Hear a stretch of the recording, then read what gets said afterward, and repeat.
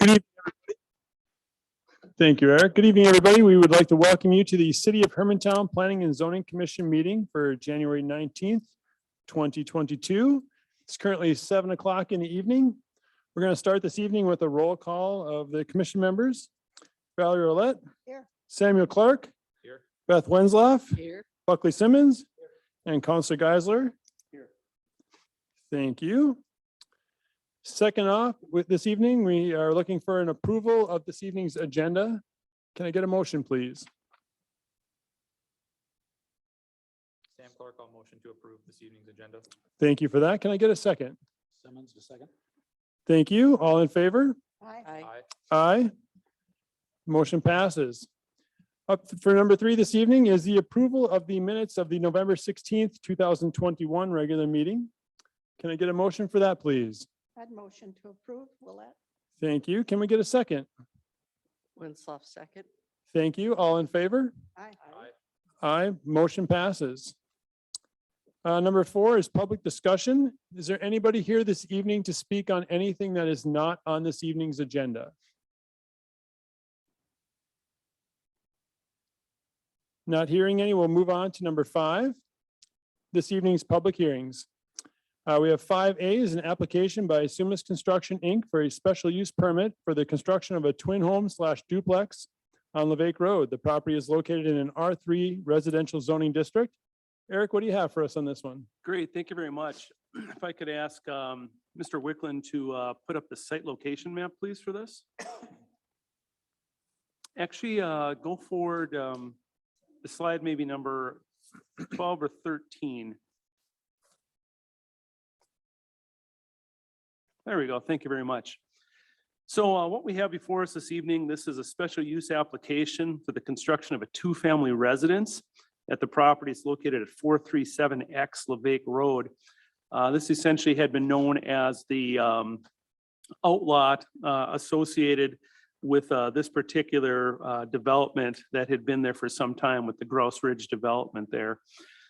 Currently, it's vacant property. I want to say plus or minus 85% of this is currently wetland. There is some upland area at the northeastern portion of the property that the applicant is seeking to utilize for the townhome. Mr. Wickland, if you can show me slide number 14, please. Great. So what we have in front of us here, this is a conceptual drawing that shows the wetland area in that essentially pink color. And if you look on the other side of the page there, that's actually where the structure is proposed to be located there. It does meet the requirements of the R3 zoning, which does allow for 2-family homes, assuming that the lot is at least 1 acre in size and they meet the greater setbacks associated with it. One thing I'd like to point out is since we've had this drawing come forward here, there has been a update to the wetland delineation map. So there is some more wetland associated with this. The wetland will basically get into a little bit of the southernmost unit, and it will require that the applicant seek de minimis exemption for the portion of the wetland that they disturb. And this is a fairly common process that the city goes through 10-15 times a year on different projects that way. What it is each property, if it has not developed in the past, is allowed up to 10,000 square feet of wetland impacts by way of a nationwide permit. So what is anticipated to happen is there'll probably be plus or minus 5,000 or 6,000 square feet of wetland impact for the creation of the pad for this building. Once again, that's just a process the applicant would go through with the city acting as a technical evaluation panel for it. So this property right now, as I said, this is an existing outlot associated with the Grouse Ridge development. It's approximately 6.2 acres in size. It extends in parallels along Levake Road. Access to this proposed twin home or 2-family home would be way of Levake Road, once again up in that extreme north corner of the property that way. As I mentioned previously, the twin homes are allowed under the R3 zoning, assuming they have greater size lots. The minimum lot size for a two-family or twin home is a 1 acre in size. This provided lot here is 6.2 acres. Minimum lot width is 150 feet. Provided here is 700 feet. Minimum depth of front yard, that's essentially the building setback from the roadway, is 50 feet. That's what the applicant proposes to meet. Minimum side yard is 40 feet. The applicant's proposing that 40 feet on that northern edge, and it's much greater than that, obviously, to the south. And then minimum distance to the nearest condominium, twin home, two-family home, et cetera, that way has to be 200 feet, and this is much greater than 200 feet away from the nearest other twin home with it. The property, or excuse me, the proposed living area associated with this unit, and Mr. Wickland, if you can show me the next slide, please. It's approximately 1,640 square feet, which you can see this is essentially this would be the northern unit associated with that. There's a 2-car garage, approximately 3-bedroom unit that way, with a couple baths that way. Once again, looking at 1,640 plus or minus square feet of living area. The minimum for the twin home is 792, so it greatly exceeds that as well.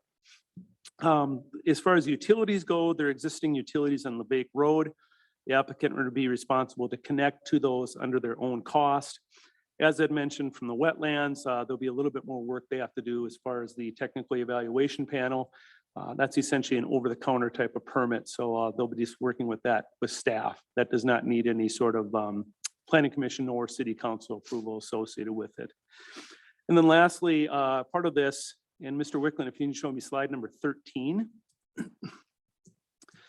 The vast majority of this property is what's called the Shoreland overlay area. That's associated with an unknown creek that's located more to the south and east of this property. So what you see in the purple is that's that Shoreland area. So as part of the special use permit, they will also be getting a special use permit for grading and filling in a Shoreland area. Once again, this is a fairly common thing that we see.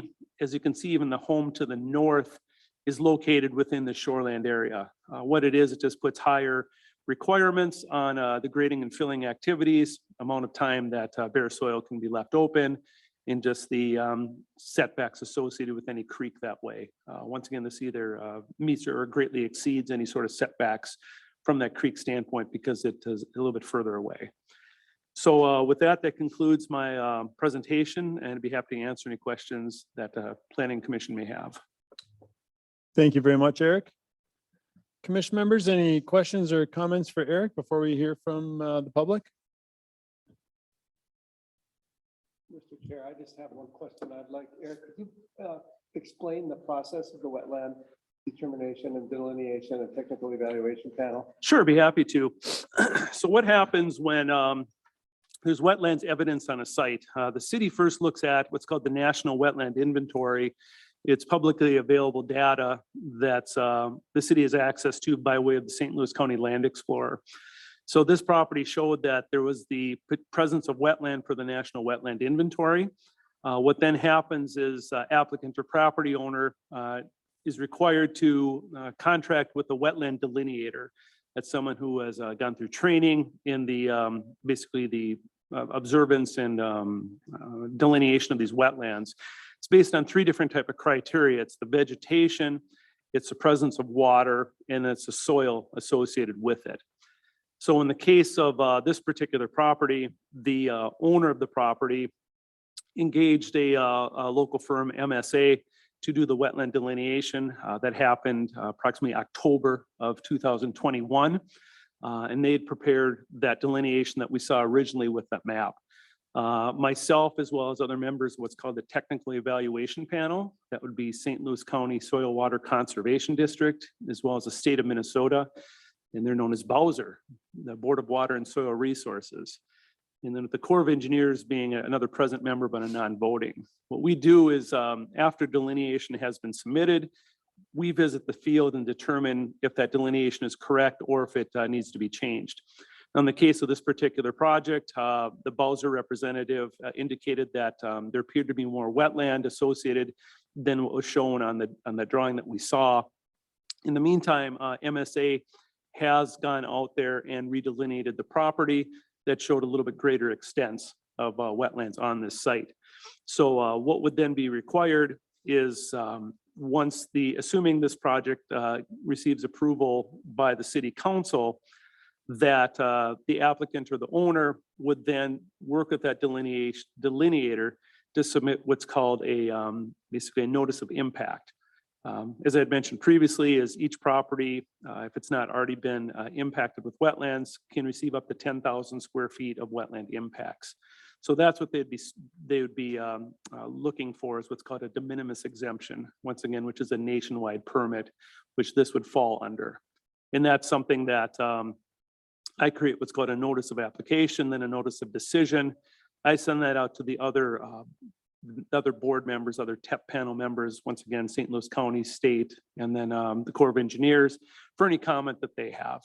And then after that 15-day period, assuming there's no comments, then I issue an approval for it. Does that help answer Yep. the question? Yep. Great. So there is essentially a process that goes through on this and any other site that has wetlands in the city that way. It's generally, it can be anywhere from like a 3 to 5 month process, depending on where it kind of falls in the cycle that way. Perfect. Thank you for that education and clarification. Sure. Commission members, again, any questions or comments before we open it up to the floor? No questions. Not seeing any. It is currently 7:11 in the evening. We'd like to open up the floor for public discussion on this hearing. If you'd like to, please come on up, state your name and address for the record.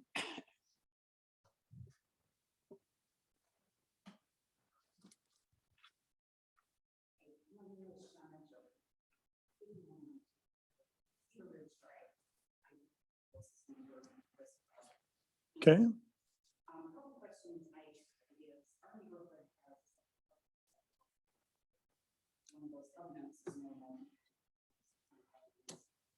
This lot is a part of that. So I guess I feel like we skip a step in the approval for that plan. And that's filed with the state. So something needs to happen with the covenants for the twin homes to move forward. That wouldn't use the single family home there.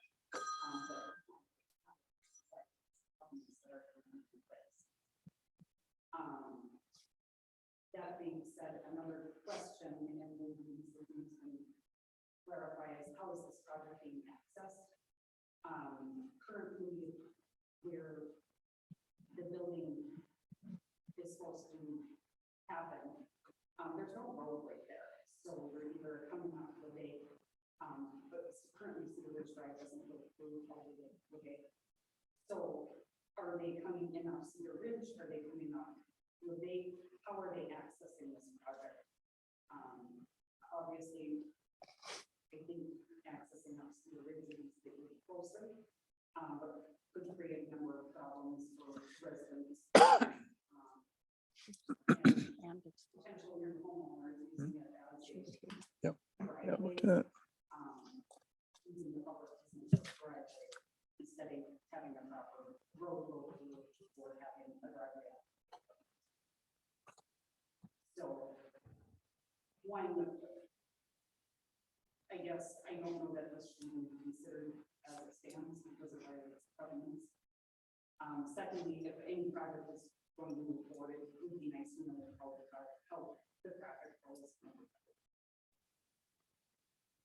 Well, great. I can answer that. I'll start with the access first. This driveway takes access off the Levake. It's located at the extreme north end of this outlot and hundreds of feet away from that Cedar Ridge right away that exists there. Just so I'm understanding clear. Sure. Are the monitors up high not working? Otherwise, I can go out with mine. Yeah, Joe, if you can show that site plan again, please. Next graphic down, number 14. Actually, no, I'm going to take that back. Go back to 13. So if you see where it says road, that's essentially where that townhome sits. And then Okay, that makes a little more sense. So there will no you know, need to come to see those. Yep, that's correct. That's correct. Yep, with that. And then in regard to the covenant, covenants are always interesting with the city. Covenants, the city does not enter into agreements with developers for covenants. Those are basically documents that have to do with the property owners themselves. Now, I have brought that up to the applicant, and it's basically their responsibility from the legal standpoint is to make sure that they're covered that way. Now, as far as the city goes, that it doesn't meet our requirements dimensionally from the code standpoint, yes, it meets all those things. So at least from a city standpoint, it meets our requirements for a twin home within that area. The covenant thing is more legal that has to do between, you know, with this applicant and just to flesh out and to make sure that they satisfy the terms of the covenant that way. Mhm. Does that answer your questions? Thank you very much. Sir, if you'd like to speak on this matter, please come on up and state your name and address for the record. If you could do it into the microphone, that'd be great.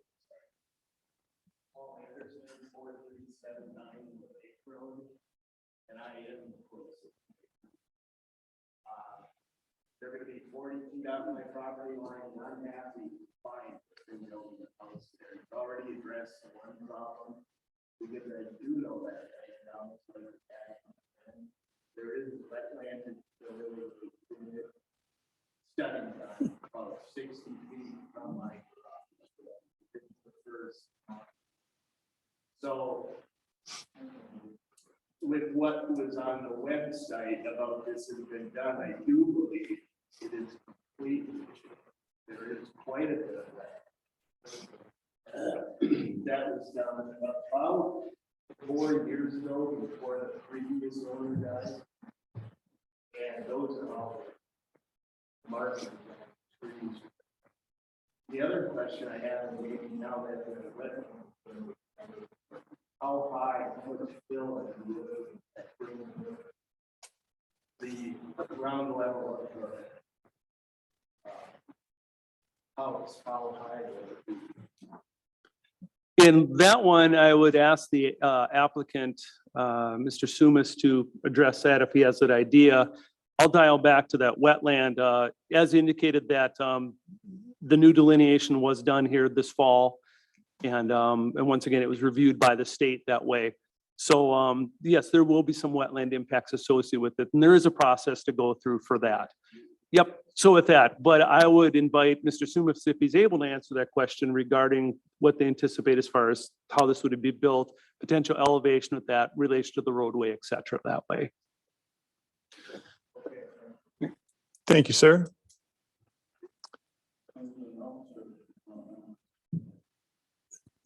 Come on up, sir. That'd be great. And please state your name and address for the record. My name is Jessie, Sumis, and I am the builder. As far as the first question, I believe, I think I bought it from Dusty Moline's wife. I believe her name's Karen. I'm drawing a blank here. And we had, before I bought it, I purchased it, I had talked to her lawyer. Her lawyer also name was Karen. And I hashed it out. And it was, I believe, if Eric might know this, but it was an outlot of the Grouse Ridge subdivision. That's why it doesn't count for any of the covenants. So as whatever covenants are in the Grouse Ridge, it doesn't apply to this lot, as they told me. Yeah, they had 3 or 4 different booklets that when before Dusty had died that were, do you know this part or no? I just know that My there had to be brother- research done, so. Yeah, we talked it over. We got our own lawyer, their lawyer looked at it, and it doesn't apply to any of the covenants is what they both parties determined. So that's, I wouldn't have bought it if it applied and if it was, if we weren't sure if we could build on it and do what we wanted on it. So, and then for your question, typically, we try to keep it level with the road, but I don't know as far as, I haven't shot elevation on it, our excavator hasn't been there.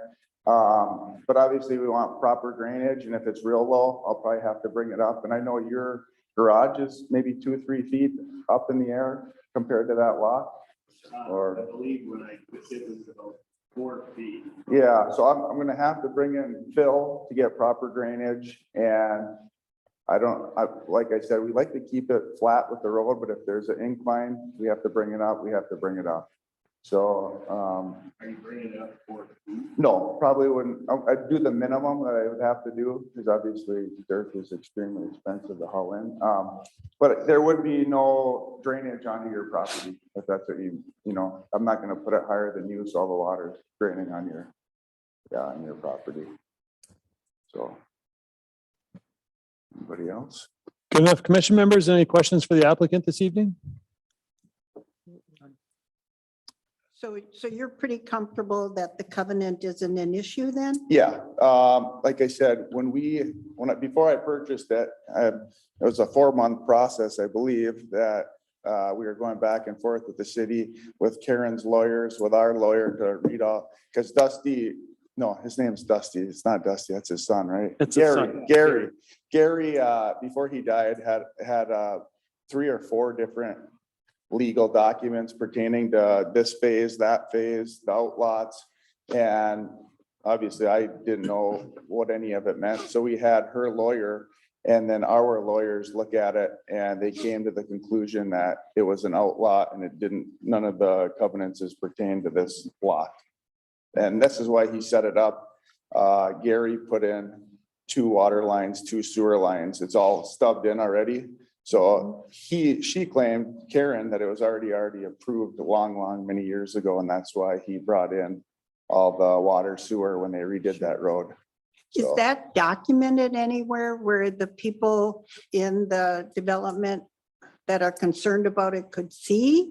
Or get yes, confirmation? I believe I have the paperwork, and Jody Olson has another set of copy of the paperwork, Okay. and then Karen would also. So if they had Yeah. more concerns, Yeah, they they could could talk to you. definitely talk to them, and yeah. Okay. But it's hard to wrap your head around, because to be honest, I didn't think any of it made sense, and that's why I had other smarter people look at it, so, yeah.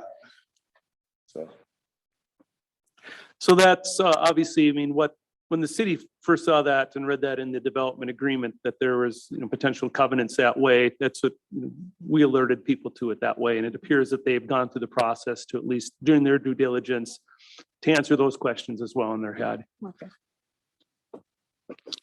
Thank you for that, sir. Yep, thank you. Commission members, any other questions or comments this evening?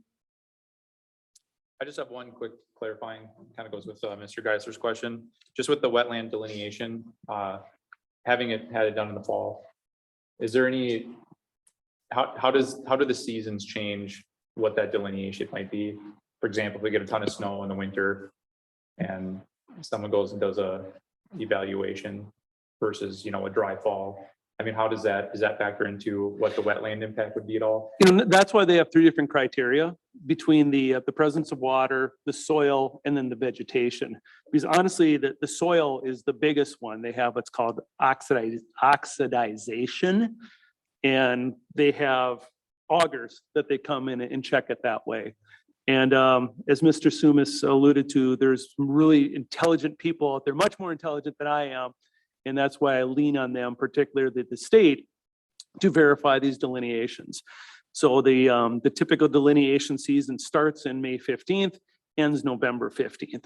So they were within that window. That's a recognized window by the WACA, which is a Wetland Conservation Act. Okay. So everything was followed properly, at least through that WCA or the WACA. Okay. So. And Eric, I had one question. Yes, sir. Percentage wise, how much more wetlands is there percentage wise? Was it just a small amount? It's probably added there's probably about another maybe 10,000 square feet of wetland, Okay. versus what was shown in that document there. Okay, But what we do then is when we do the wetland impacts is we just approve for the essentially building envelope. And then generally 10 or 15 feet outside of that for the wetland impacts. We do not allow wetland impacts for the creation of yard space. So what we do is essentially during this notice of decision for the wetlands, we delineate a line around it. This is how much wetland impact to get associated with it. thank you. Okay. Any other questions or comments from anybody? And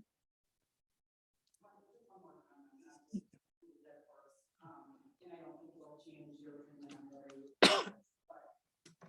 The covenants are in place and the outlet is listed on those documents, and whether lawyers found it or not, that document is out there. And I think there's a lot of confusion from the neighbors nearby, because the property is listed as W36X. We can't look it up on the map and see which property, they're talking about, and I think that's why a lot of neighbors aren't complaining. And whether they care whether there's a townhome there or not.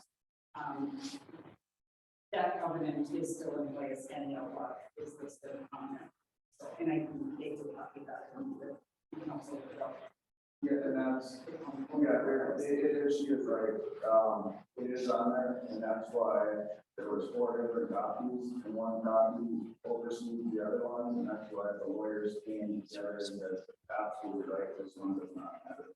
And that's why we ruled, that's why I thought, and that they both said, yeah, this, I don't know the word, but this outdoes. Supersedes. Okay. And that's what I kept going around, that's why I took each of them on, it took 4 months to buy it, because we couldn't wrap our head around what she's saying, it is on one document. And what does that mean? And Sure. that's, like I said, in final, the building that it didn't pertain to the trust. I understand that. And if I understand you earlier, Eric, that doesn't, the covenant part doesn't pertain to us tonight. No, I've talked to, in the past, we have 2 or 3 covenants on different developments here in the city. Yep. And the city does not enforce covenants. All that we do is a strict zoning. Yep. And so if it does a project meet the zoning, yes, it does. Correct. Then at least from the city standpoint, it is something that we can approve. Yeah, we're looking at the zoning this evening, and if the neighbors have a fight over the covenants, that's on them. Okay, perfect. I just wanted to clarify that. Thank you very much. We're going to close the public hearing on this at 7:27 PM. Commission members, any other questions or comments before I look for a motion? I'd move to approve 5A as written. We have a first. Can we get a second? Simmons with a second. We have a second. All in favor? Aye. Aye. Aye. Anybody against? Not hearing any. The motion passes. Thank you very much for that this evening. 5B is an application by Jessie Stokey for an amendment to the development plan / PUD associated with the Pineview development for the purpose of modifying the plan PUD to accommodate a 2-family home. Eric, what do you have for us on this one? Great, thank you. Some of the planning and zoning members may recognize this because this is something that we went through, I want to say back in August or September. Yep. So back in 2005, when the Pineview development had originally been platted, that development was platted as a twin home community, that all the lots in there were twin homes. Essentially in 2010, the owner of the remaining lots and the master developer at that time, the twin home market was essentially non-existent. So he engaged the city to review that Pineview development and create essentially a PUD amendment at that time, which identified a handful of these lots then as single-family homes for those. So what had happened is the plat, the underlying plat did not change. Those were all still lotted out the way it exists today. However, specific lots had to be essentially combined for the purposes of building a single-family home. And in the case of lots 19 through 22, that was the case. So earlier this past year, the city had gone through and already made the approval for lots 19 and 20 for one twin home. And so what the applicant has now done since that time is he has purchased the 2 lots adjacent to that. And he is looking to do the same thing that he did previously. That these new lots, lots 21 and 22, which in the past would have had a single family home on it, now will be utilized for one twin home. So essentially what we're doing is the third amendment to this original PUD and really bringing it full circle to what had originally been approved back in 2005. I apologize, I kind of jumped ahead of this. This project is located in the Twin Pines development. It's a Twin Pines Street, which is on the east side of Ugstad Road and approximately a quarter to a third of a mile south of Highway 53. Mr. Wickland, if you can just show a quick location map, just for people's reference on that, that would be helpful.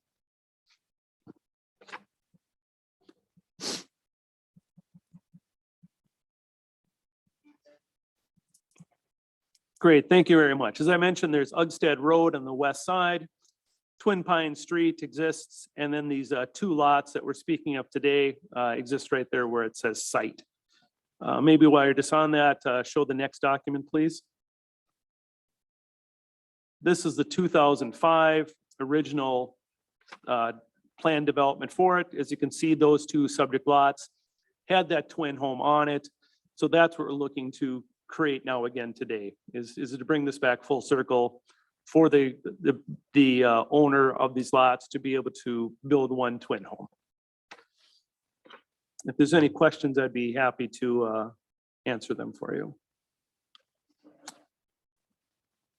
Do you know off the top of your head how many single-family homes have been built in there? It looks like maybe 3 or 4. Joe, could you go back to the aerial, please? 4, I think. Is it I think 4? it's 4. Yeah. And it's really at the far end of the cul-de-sac. Right. And then next door to this one. Yes. Next door is this thing. Yep. I remember when this came up in 2005 and in 2010 Well, and a couple months ago too. Yeah, and a few months exactly. ago. Yes. Mhm. Yeah, we've been here for all 3 of them. I think you were too. So yeah, there's, I believe there's 2 single-family homes right as you come into the development. Yep. And then it's basically the ones at the far end there. Yep. So I want to say there's 5 or 6 total single-family homes in the development. It's a nice little neighborhood. I walk around in there quite a bit, actually. Yeah, it's nice how it's worked out. There's still those couple vacant lots on the other side of the street. Yep. But for the most part, this will kind of start to close out this existing development. Okay. Thank you for that, Eric. Commission members, any questions or comments on this evening? Sam Clark, just one quick question. Is there a, I guess, a standard or how many times you could amend a PUD? We've not seen one yet. I think the most I've seen so far is 5. So It wasn't me. it gets a little old and sometimes attorneys don't like doing that. Because what happens is all of these then are filed against these properties. And so when someone buys these things in the future, instead of having a document that's 8 pages thick at closing, they have a document that's 40 pages thick. And so there's no limit that as far as I'm aware of, it's just a matter of a lot more paperwork to track. We have documents that counteract each other. It counteract. Yeah, We have, just like. they're gonna run into that. Yeah, Mhm. for sure. Just making sure so there wasn't Sure. it didn't affect the single family homes versus the twin homes versus Right. what someone might want to do in the future. Yeah, I know that, I won't name the development, but I think I worked on the 4th and 5th amendments to it. And that was a little bit earlier in my career. So I think we're starting to approach that here, so. Nice.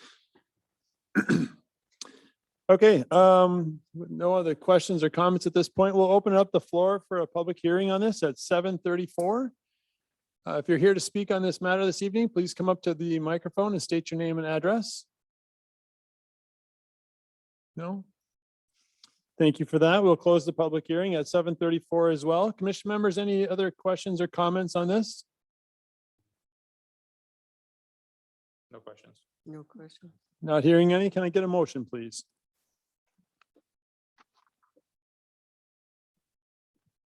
Simmons will make a motion to approve 5B. We have a motion to approve. Can we get a second? I'll second that. We have a second. All in favor? Aye. Aye. Aye. Motion passes. Thank you again for that.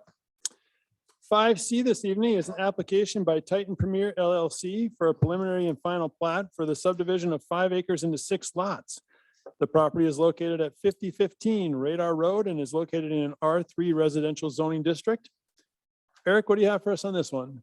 Great, thank you. Mr. Wickland, if you can share the aerial photo with this one, please. As he's doing that, this property has been for sale for some time. It's a 10-acre property that's comprised of 2 individual lots. As you can see, basically where it says Radar Road, that is the westernmost 5 acres, and then we're not proposing anything on that site. That's going to stay as it is. What we're just looking at this evening is the easternmost 5 acres that front onto Getchell Road there. Currently, the house that exists on this entire 10-acre property does lie within this 5-acre site. The applicant will be demolishing that home for the purpose of creating these 6 new lots. Mr. Wickland, if I can get the next slide, please. And maybe if you can rotate that if possible. Thank you. So what we're doing is north is at the top of the sheet and the south is on the bottom there. As you can see, it says Radar Road. So as part of this plat, or what the applicant is proposing is essentially basically a step above a lot subdivision. That this falls into a plat because it's a subdivision of land. If a applicant or developer proposes to subdivide a property more than 3 times, it requires that there's a plat. Because otherwise, the city could do it from an administrative basis. In the case of this project, there's no proposed roadways for it. It's going to take frontage off the existing Getchell Road the way it is. What the city is requiring as part of this plat this evening is, if you look on the bottom where it says Radar Road, right now, Radar Road is a gravel road and the city only has 33 feet of right-of-way. Typically, we get 66 feet or have 66 feet of right-of-way for all of our roadways. So the city was requiring as part of this plat that the applicant dedicate that 33 feet. So now we have a full 66-foot right-of-way for that. Even with that subtraction of that 33 feet from the overall frontage of this, each lot does exceed the 100 feet minimum width requirement for an R3. R3 properties are required, as I mentioned, 100 feet of lot width and a minimum of 1/2 acre in size. In the case of this development, each lot's approximately 105 to 110 feet wide, and each lot's about 0.61 or 0.62 acres in size. So in both cases, it does exceed our minimum requirements. Right now, the utilities for this area end right down where the Radar Road and Getchell Road intersect. That's where water and sewer are. So as part of this subdivision, and in order to sell these lots, the applicant is going to be required to extend the sanitary and the water to the north, all the way to the northern property line. We've talked about this extensively as staff, as well as with Public Works and the city engineer. And what we will be doing is extending the water and sewer just on the other side of Getchell Road, within a 30-foot easement located on the eastern portion of this property. So at the end of the day, the applicant will dedicate that 30-foot of easement with the underlying water and sanitary sewer in it to the city for our ownership. We've done that in a few other developments that way. That way we don't have to get into the roadway surface and not excavate it that way. So the building setbacks will still be taken from the actual property line. So the homes, essentially the closest the homes could be 20 feet off of this easement, but we have seen that in other applications throughout the city that way. A wetland delineation has been done on this entire 10 acres of the site. The wetlands are not on this portion of the property. They're on the other 5-acre lot. So there are no wetland impacts associated with these 6 lots that way. As I mentioned, the utilities will be handled under what's called a utility extension agreement. That's another document that typically this goes straight to city council that way. But what that requires is that the applicant hires an engineer, designs those plans. They're reviewed and approved by, or at least recommended to be approved by the city engineer. And then a document is prepared, a legal document outlining the easements, the utilities, et cetera. And that's brought towards to city council for their review and ultimate action that way. So as I mentioned previously, this proposed subdivision of the land, it meets or exceeds all the requirements of the R3 zoning, both in a lot width as well as a lot size. All lots will take direct access onto Getchell Road. There are no lots that will take access onto Radar Road. That way, the applicant does not have to get into any sort of roadway improvements along Radar Road. Right now, I think there's maybe a total of 5 or 6 homes total that take access off of Radar or Carlo, which sits back behind it that way. So for the most part, this is a pretty simple subdivision of land that way, and create 6 new lots potentially for our community that way. Perfect. Thank you for that, Eric. Commission members, any questions or comments on 5C this evening? I have one. I was under the understanding that you couldn't have a structure without a primary residence, which once he tears down this home, it now has, the other parcel does have. The garage on there, so he will need to take that down as well. And we will put that when it gets into the city council, we can put that language in there as well. Okay. So the Thank you. garage and the house both come down. Yep, because you can't Can't have have one. a garage as an accessory structure. Right. In some cases, what we do, in another project, the person was going to be a builder, wanted to store some of the materials in the garage. We said, that's fine. You have to provide an escrow with the city.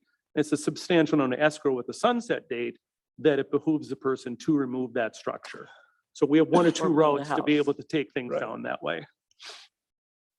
Now, see, I thought I read somewhere that that second lot would be sold with the garage. That's a potential that way if he wants to turn that right away. So it's the same thing. We have different methods and means to be able to handle that accessory structure that way. And that's what we term a garage. Okay. And Eric, I had one final question to clarify. They are all over 0.6 acres. I know a half acre is the minimum, but these all come to, it shows on that one sheet 0.68, but you're saying they're just 0.6.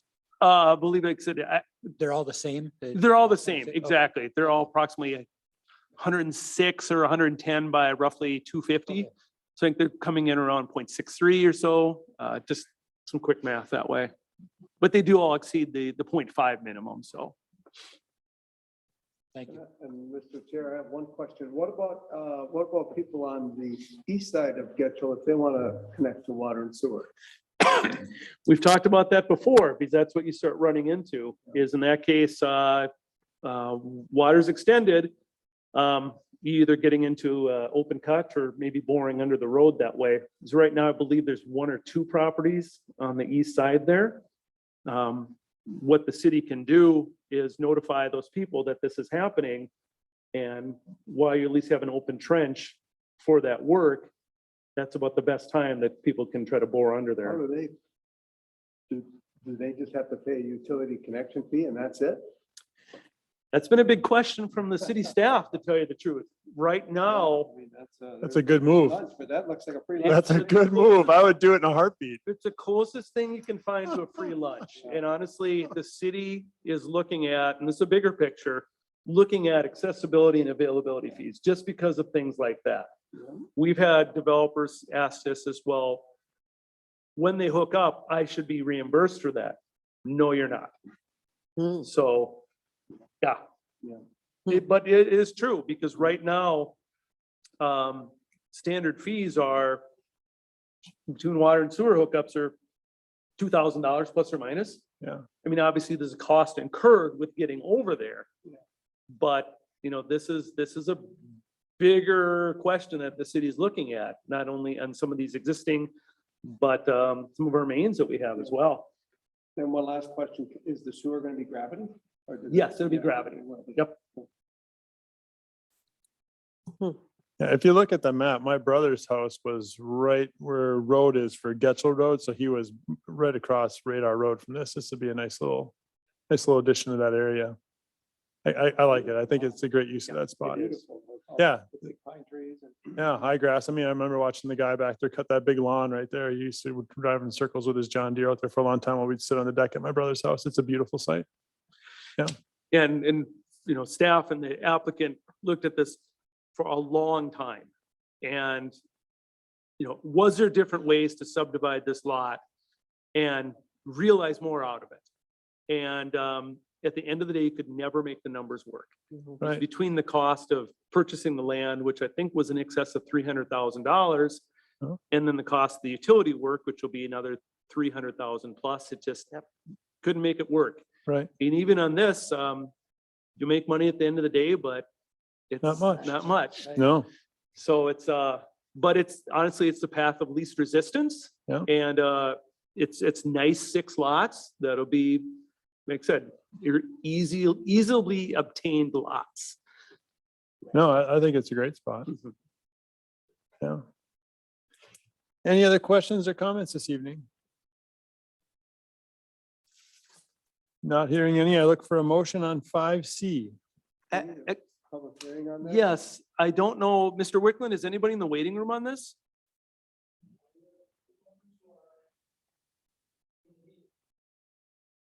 Yeah, we better call the public hearing. It's 7:46 in the evening. We'd like to have a public hearing on 5C. Is there anybody in the virtual world or in the room that would like to speak on this matter?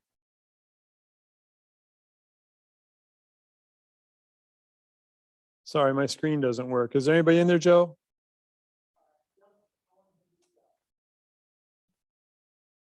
Okay, not hearing any. We will close the public hearing at 7:47 PM.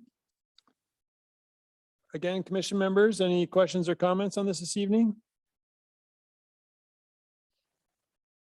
Not hearing any. I'll look for a motion on 5C. I will make a motion to accept 5C, Winslow. We have a first. Can we get a second? I'll second that. Paulette? We have a second. All in favor? Aye. Aye. Anybody against it? Not hearing any. Motion passes. Thank you very much. Number 6 is continuing business. I'm not seeing any. No, there's not. Number 7, new business. I will just give you a brief update. Staff is going to be working on updating 3 of our ordinances that we have. Probably the 2 largest ones are, as you may recall, the city's been working with the airport commission, JASB, the Joint Airport Zoning Board. What the city is going to be doing is updating our own airport ordinance for that. So for the most part, it's going to mirror what has been done by JASB, but it'll be put into the city's format that way and be specific to the city. So that's something that's going to be happening over the next couple months. It will come before planning and zoning for a public hearing and then ultimately go to city council for their action. So that's something that's in the beginning phases. Another maybe bigger ordinance is the city's been working with the DNR on the updating of our shoreland ordinance that we have. Right now, we have an ordinance that more or less mirrors the DNR's lake requirements. And as we all aware of, with the exception of Mogi Lake, we don't have any lakes here. We just have streams. So we're working with them to have something that aligns a bit more with the DNR standard ordinance that they have. We still, at the end of the day, want to protect our development interests that we have, but still try to align a bit closer with the DNR. So that's going to be a bit of a dance back and forth between those. We may ultimately end up with what we have, but we just want to make sure that at least we explore different avenues and possibilities and before we, finalize that. And then lastly, the city is going to be looking at our subdivision ordinance. The city has recently been looking at some safe route to school grants. And as part of that, it requires that you have specific language in your subdivision ordinance, internal sidewalks, pedestrian facilities, et cetera, et cetera. We do not have that language. So we're going to be looking at that ordinance, seeing as a way if we're able to add some of those requirements, that language into the ordinance, that would then open up the door for some potential grant opportunities for us. So once again, just starting that process, it would go through the same public hearing, vetting through P and Z before it goes to council as well. So those are kind of three ongoing ordinances that we're anticipating happening over the next quarter here. So even if we don't have an actual application, we might be here for some other things. Perfect. Thank you for that. Number 8, we have another one. It's communications this evening. Yes, we received a communication from Shannon Sweeney Jorgensen, tendering her resignation from the planning and zoning. So at this point, as you know, we have an empty chair. I believe we received one application so far. It is posted on our website. And anticipating probably referral of that person to the city council in the next few weeks, or if we get any more applications in that way.